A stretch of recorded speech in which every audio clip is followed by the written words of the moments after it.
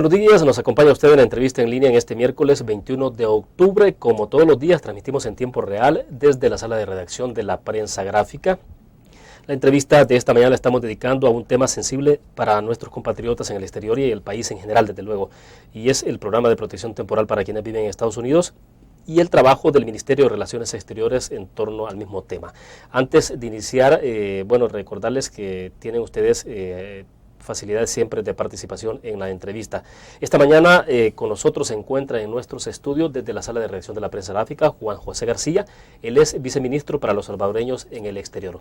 Licenciado, un gusto, buenos días. Buenos días, William, muchas gracias por la invitación en este espacio innovador. Perfecto, viceministro. Yo sé que estamos bastante temprano porque el TPS, el Programa de Protección Temporal, se ha extendido hasta el 9 de septiembre de 2010, debo entender.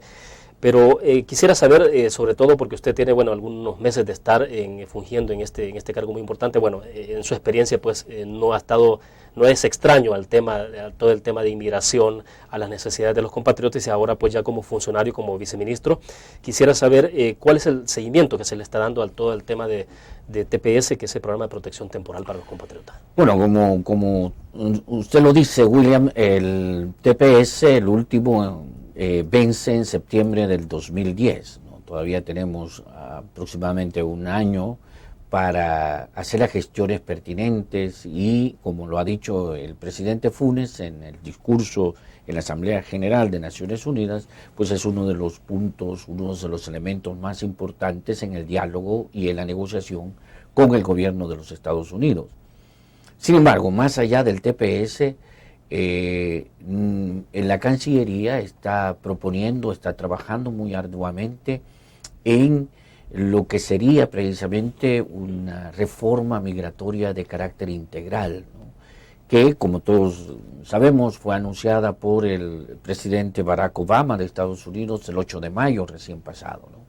Claro. La necesidad de realizar una reforma a la administración de las migraciones en Estados Unidos, ¿no?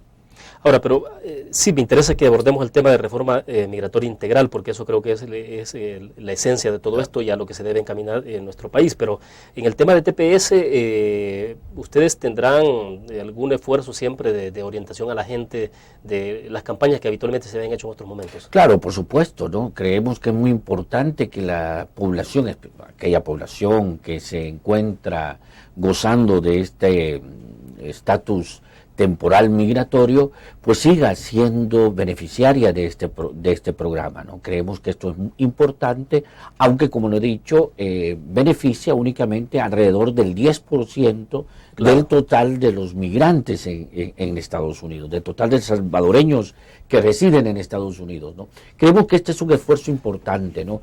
Y, como le digo, tenemos todavía un año, ¿verdad?, para que muy probablemente este programa se renueve nuevamente, de nueva cuenta, y que podamos entonces, de alguna manera, seguir beneficiando a los compatriotas beneficiarios de este programa, ¿no? Claro, viceministro, en los últimos años estas prórrogas casi han sido automáticas. Obviamente no son automáticas, pero aparentemente daban esa sensación porque todos los años ha habido esa concesión.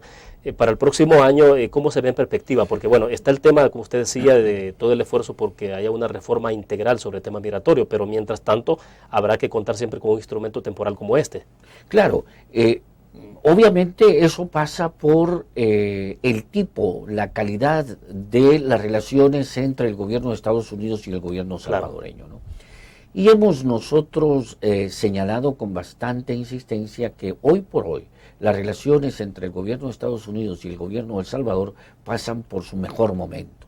Estamos en muy buenas relaciones, se ha incrementado la ayuda, la asistencia de cooperación técnica y financiera para El Salvador, tenemos todavía el proyecto de Fomilenio y por lo tanto entonces estamos en muy buen momento para comenzar, para negociar programas de asistencia migratoria. Creemos que este elemento, este proceso es muy importante tomarlo en cuenta para tranquilidad de los 238,000 salvadoreños que se encuentran beneficiados de este programa, ¿no?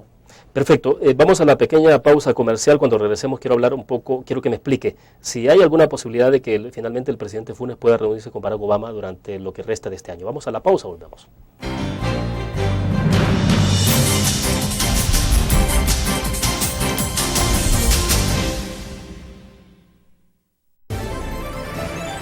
Noticiero del Cambio. 100 días de gobierno. Solamente 100 días y algo es seguro. El cambio ya está empezando. 3.000 escrituras fueron entregadas a pequeños productores, más de la mitad de lo adjudicado en los últimos 5 años. Se prohibió el uso de carros oficiales para fines particulares. Y fue lanzado Casa para Todos, el mayor programa de construcción de viviendas de nuestra historia. Además, el gobierno terminó con el cobro de las cuotas voluntarias en la red de salud pública. Está promoviendo acciones conjuntas entre policías y militares para combatir la violencia. Y va a empezar a realizar obras fundamentales para el país, como el nuevo hospital de maternidad acá en el barrio Santa Anita de la capital y la primera sede de Ciudad Mujer en Usulután. Todo esto no deja dudas. Para este gobierno, palabra empeñada es palabra cumplida. 100 días de trabajo, 100 días de esperanza.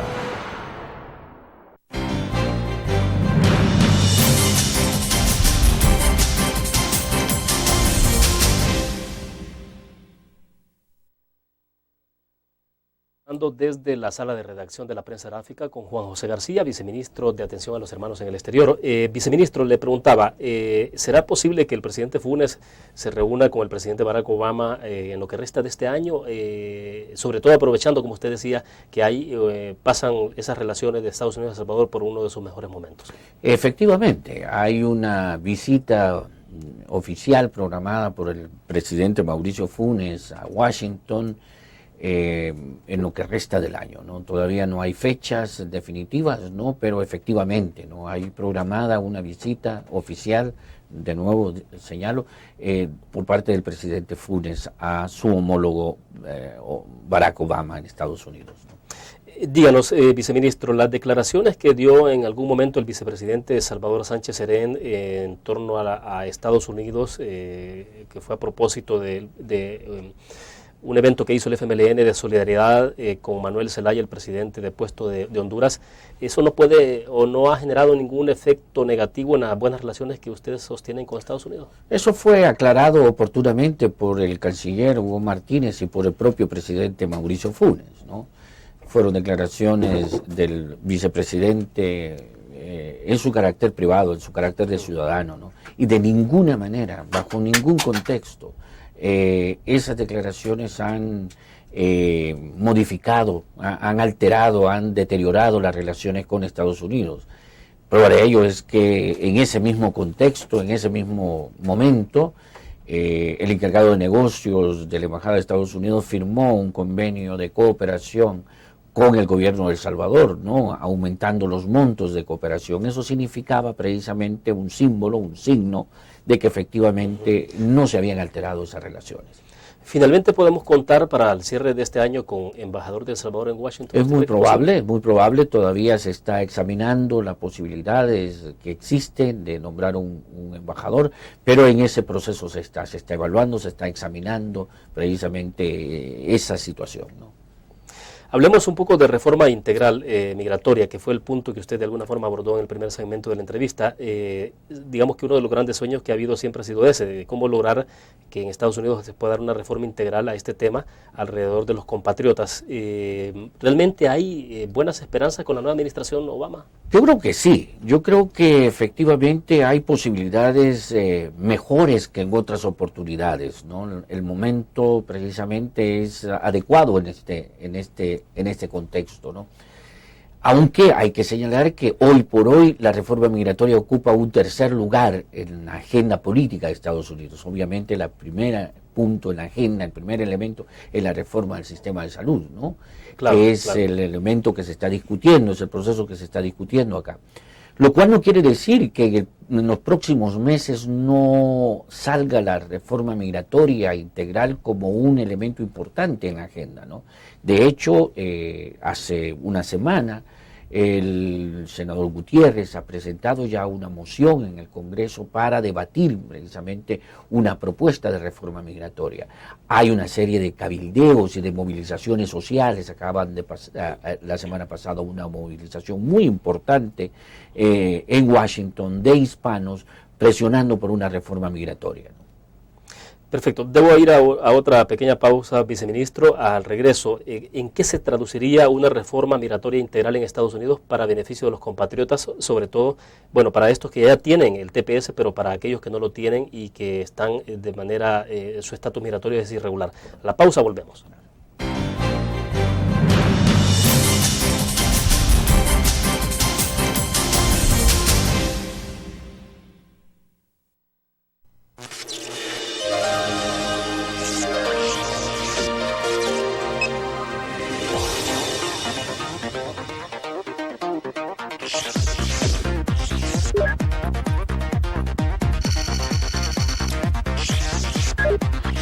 Estimulamos tus sentidos para que leas, veas, escuches e interactúes con la verdad. LPG Multimedia.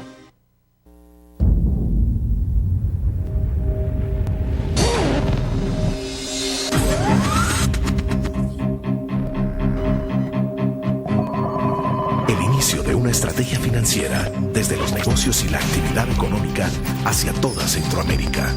El Economista Regional, una revista especializada donde encuentras el panorama empresarial y los principales movimientos financieros. El Economista, el modelo regional de información económica.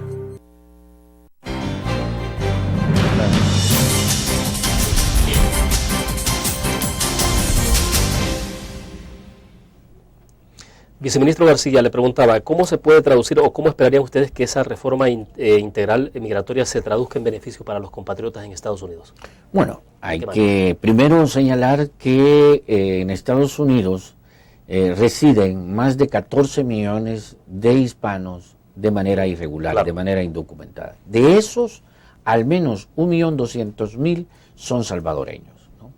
Eso representa aproximadamente el 50% de la población que vive, de la población salvadoreña que vive en Estados Unidos. Estos residen de manera indocumentada. Obviamente una reforma migratoria de carácter integral beneficiaría precisamente no solo a los que ya están beneficiados con el TPS, ¿no?, sino a esta gran masa de población salvadoreña que vive de manera indocumentada, que vive de manera irregular en Estados Unidos. Precisamente uno de los puntos más importantes de una propuesta de reforma es precisamente la regularización, el dar estatus migratorio estable a este 1.200.000 salvadoreños que viven de manera indocumentada. Este es el punto fundamental, ¿no? Claro, ¿usted aspiraría a que, por ejemplo, de inmediato quienes puedan ser los más beneficiados en tanto están ya de alguna forma regularizados sean los 231.000 que están bajo TPS? Claro que sí, estos serían los primeros en la línea, ¿no? Porque ya han cumplido con una serie de requisitos que se exigirían para la regularización de estos 14 millones de indocumentados, ¿no? Ya tienen un programa, ya viven bajo un programa migratorio, han pagado sus impuestos, no han quebrado la ley, han vivido de manera estable y de manera ininterrumpida desde el 2001, y esto representarían precisamente, como digo, los primeros en la línea de ser beneficiados por una potencial reforma migratoria. En términos de las correlaciones de fuerzas que hay en el Congreso y el Senado, el presidente norteamericano Barack Obama, yo entendería que tiene mejores condiciones ahora para poder impulsar esto. Claro que sí, ¿no? Tiene una mayoría en la Cámara de Representantes, que es muy importante para la reforma. Tiene también un buen número de senadores en el Senado de Estados Unidos que apoyarían esta reforma, pero todavía falta que cabildear un poco, ¿no? Los números todavía no están dados en aritmética legislativa en Estados Unidos para una reforma migratoria. Se está trabajando en ello, se está tratando de impulsar un movimiento de incidencia muy fuerte por parte de organizaciones de hispanos en Estados Unidos. Hace unas semanas se reunieron más de 200 líderes salvadoreños en Washington para propugnar precisamente por la reforma migratoria, ¿no? Visitaron una serie de líderes políticos, de senadores y representantes para impulsar este proceso. ¿Qué tipo de gestiones son las que ustedes impulsarían ya de cara a este esfuerzo de conseguir algo mucho más completo como es una reforma integral? Bueno, lo primero, hacer nuestra tarea. Los gobiernos anteriores dejaron de lado la formulación propia de una reforma migratoria que respondiera a los intereses salvadoreños o respondiera a los intereses centroamericanos, ¿no?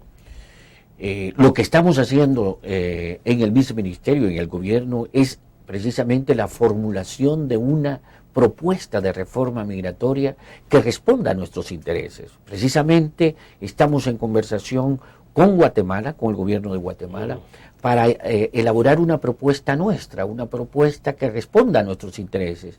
De igual manera, el sistema de integración centroamericana, por mandato de los presidentes centroamericanos, está elaborando también una propuesta de reforma migratoria más atino con los intereses centroamericanos. Creo que esta es una apuesta muy importante, porque no solamente vamos a formular una propuesta que responda a nuestros intereses, sino que nos va a dar un instrumento de diálogo, de negociación y de incidencia muy importante. Pero estamos hablando de una propuesta entonces que pueda ser unificada con el caso usted decía Guatemala. Exacto. Pero puede abordarse esto de una manera, con una perspectiva regional, no sé si a nivel centroamericano, incluso con México. Exactamente, esa es la propuesta, ¿no? Esta es la idea, que tengamos una propuesta regional que incluya también a los intereses mexicanos. ¿Y eso es posible a pesar de los intereses muy particulares que cada país tiene?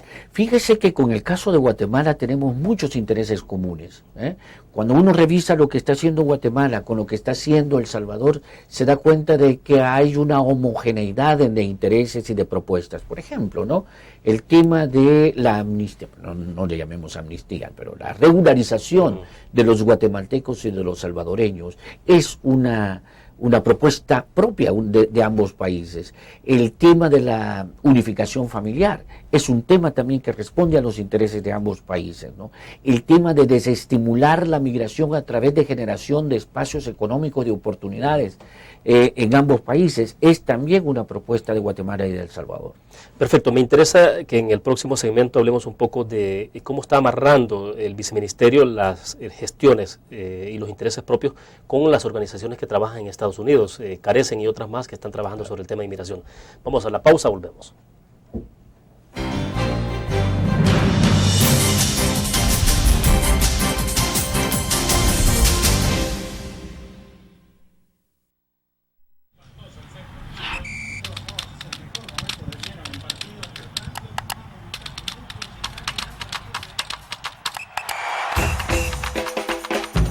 La emoción del deporte está en www.elgráfico.com. Ingresa al nuevo escenario deportivo y descubrí toda la pasión del deporte. Fotos, videos, fichas y resultados de las mejores ligas del mundo. Elgráfico.com. Conectados por deporte. Learn. La revista más innovadora y moderna de todos los tiempos.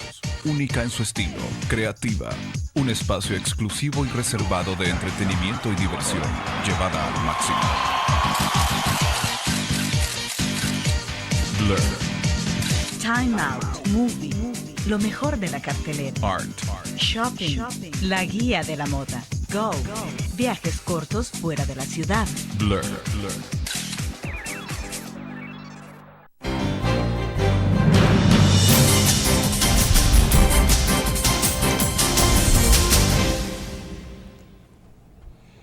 Viceministro García, explíquenos cómo están coordinando el trabajo del viceministerio acá de nuestro país con los compatriotas que están en Estados Unidos, sobre todo aquellos que tienen representación a través de organismos no gubernamentales y que tienen un esfuerzo muy claro pues, en pro de los compatriotas. ¿Qué tipo de acercamientos tienen? ¿Cómo esperan ustedes amarrar entonces estos esfuerzos por buscar mejores condiciones para los compatriotas en Estados Unidos? Bueno, en realidad realizamos un trabajo complementario, ¿eh? Las organizaciones de la sociedad civil tienen su propia naturaleza y tienen su propia línea de trabajo.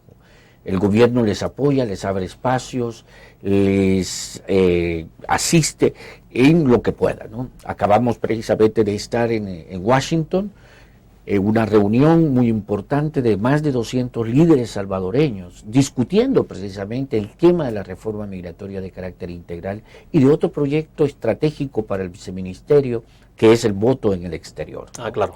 Estos dos elementos han sido recibidos con mucho entusiasmo por la diáspora salvadoreña en Estados Unidos, ¿no? Están trabajando muy fuertemente en la consecución de esos objetivos y en ese esfuerzo el gobierno, el viceministerio les está acompañando, les está precisamente asistiendo, haciendo un trabajo complementario entre lo que ellos pueden hacer y lo que nosotros podamos realizar, ¿no? Esto tiene que ver con las facilidades que ustedes pueden darles de participación. Exactamente. ¿Cómo se pueden involucrar ellos entonces? Porque la queja permanente en el pasado había sido de que no se les daba espacio, a pesar de que ellos sostienen la economía de este país, no se les daba el espacio que necesitaban. Y hablaremos más adelante del voto en el exterior, que me parece una iniciativa muy importante. Pero lo que importa en este momento es que la red consular en Estados Unidos se está transformando. Está dejando de ser unas oficinas únicamente para extender pasaportes u otro tipo de documentos, para convertirse en verdaderos instrumentos de promoción, de defensa de los derechos de los salvadoreños en el exterior. Creemos que este es un elemento muy importante de vinculación entre el gobierno y las organizaciones de salvadoreños en Estados Unidos y en el exterior en su conjunto, ¿no? Creemos que los consulados deben de transformarse en las bisagras que permitan esa vinculación, ¿no? Y esa promoción y defensa de los derechos de los salvadoreños. Precisamente en esto estamos trabajando muy fuertemente, ¿no? En ese proceso de transformación de nuestra red consular. Y esto es lo que va a permitir precisamente los espacios de participación. Estamos muy claros de que este país no tiene viabilidad sin la inclusión de los salvadoreños que viven fuera del territorio nacional, ¿no? Este país no puede construir la democracia ni espacios de desarrollo territorial y nacional sin que los salvadoreños y los 3 millones de salvadoreños participen en estos procesos. Creemos que ahí está el núcleo de nuestro trabajo. Díganos, la posibilidad de acercar las urnas a los compatriotas en Estados Unidos, ¿es una posibilidad real? ¿Por qué tipo de decisiones pasa esto? Bueno, este es un proceso complejo, diría yo, ¿no? Que implica la movilización de voluntades políticas, no solamente del Ejecutivo, sino que también de otros poderes, especialmente lo que significa el Tribunal Supremo Electoral y la Asamblea Legislativa. Creemos que como digo, es un proceso complejo, pero que el gobierno del presidente Funes se ha comprometido decididamente que para el 2014 los salvadoreños en el exterior puedan realizar esa gran demanda, ese gran sueño de restituirles un derecho político muy importante, ¿no? Que es el derecho a ser elegidos y a elegir a sus gobernantes, ¿no? Sí, sí. Porque partimos en este sentido de un nuevo concepto de soberanía. Soberanía ya no es simplemente la defensa del territorio y de su población, ¿no? Sino que es la defensa y promoción de los derechos de los ciudadanos salvadoreños independientemente del lugar donde residan. Yo les decía a la misión del PNUD que estaba trabajando el voto residencial, por ejemplo, les mencionaba que el voto en el exterior no es nada más que una extensión del voto residencial, es llevar las urnas a donde viven 3 millones de salvadoreños. Creo que esta es una demanda muy importante. Ahora, algo esencial en esto es cómo logra usted documentar a todos los compatriotas. Ya hubo un esfuerzo, entiendo que hay un pequeño porcentaje de compatriotas que tienen el documento único de identidad, pero entiendo que ese esfuerzo tiene que ampliarse para poder tener entonces una base clara y gente que ya documentados en Estados Unidos puedan acercarse a una urna un día de la elección. Digo, este es un proceso complejo, ¿verdad? Es un proceso que nos va a llevar bastante tiempo y bastante recursos.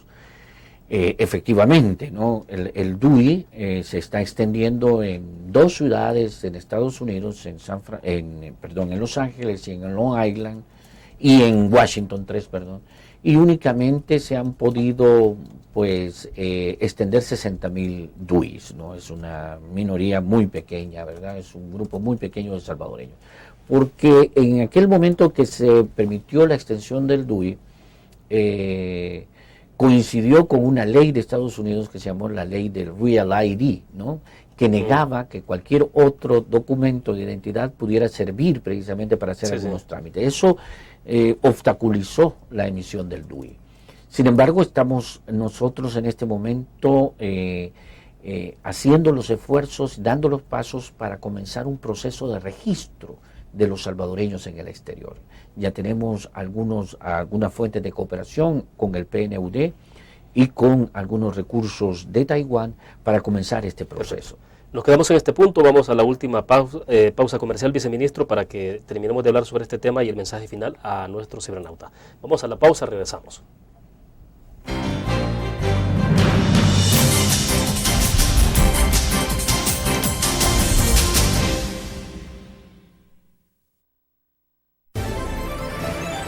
Noticiero del Cambio. 100 días de gobierno, solamente 100 días y algo es seguro, el cambio ya está empezando.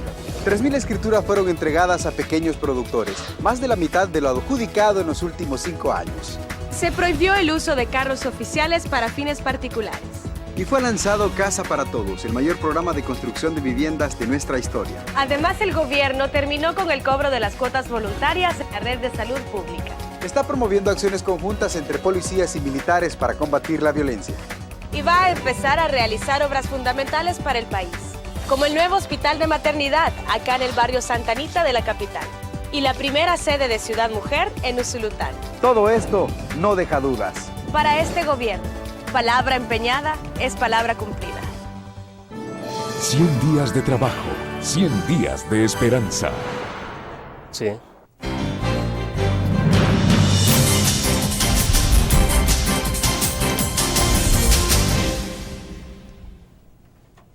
Estamos al cierre de la entrevista en línea conversando con el viceministro de Atención a los Hermanos en el Exterior, Juan José García. Viceministro, entonces, bueno, hay muchas expectativas sobre el voto en el exterior, pero pasa también esto por decisiones domésticas, locales, es decir, Asamblea Legislativa, y decíamos en el corte, se requiere de 43 votos. Mucho de esto es voluntad política. Así es, ¿no? Se trata de, como dije al principio, de movilizar voluntades políticas en los partidos precisamente, ¿no? Que dominan pues obviamente la Asamblea Legislativa, pero también tienen un control sobre el Tribunal Supremo Electoral.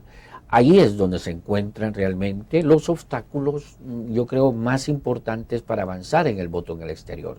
Sin embargo, vamos a trabajar muy fuertemente en los próximos años para que esa demanda, esa restitución de un derecho fundamental de los salvadoreños en el exterior sea una realidad. No es posible que 3 millones de salvadoreños sean salvadoreños a medias nada más, con derechos limitados. No es posible esto, ¿no? Si queremos construir un proceso, una democracia real, si queremos avanzar en la construcción de la democracia, debemos de incluir, en términos políticos, a ese 40% de la población salvadoreña que vive fuera, ¿no? Ahora, Juan José, una cosa es incentivar a la gente a que pueda tener su documento único de identidad y registrarse para emitir el sufragio si en un momento determinado se logra este objetivo, pero la otra también es cómo movilizar a esta gente, porque la experiencia de algunos países ha sido, bueno, la gente sí se documenta, le parece que es interesante ir a votar, pero cuando ya viene el día de la elección no necesariamente van a votar, entonces eso requiere de otro esfuerzo. Claro. Y las experiencias más cercanas no nos ayudan precisamente a este esfuerzo, ¿no? La experiencia mexicana fue una experiencia no muy alentadora precisamente en las últimas elecciones presidenciales. Solamente el 4% de los votantes potenciales mexicanos en Estados Unidos votaron, el 4%. Igualmente fue no muy alentadora la experiencia de Honduras, ¿no? Cuando eligieron al presidente Zelaya, fue realmente una minoría la que participó en Estados Unidos en las elecciones presidenciales. Eso nos mueve precisamente y en cierta medida desalienta el voto en el exterior. Sin embargo, para el gobierno del presidente Funes, el hecho de acercar las urnas a los que viven fuera del país es un proceso que no importa el número de votantes que finalmente logren realizar el sufragio.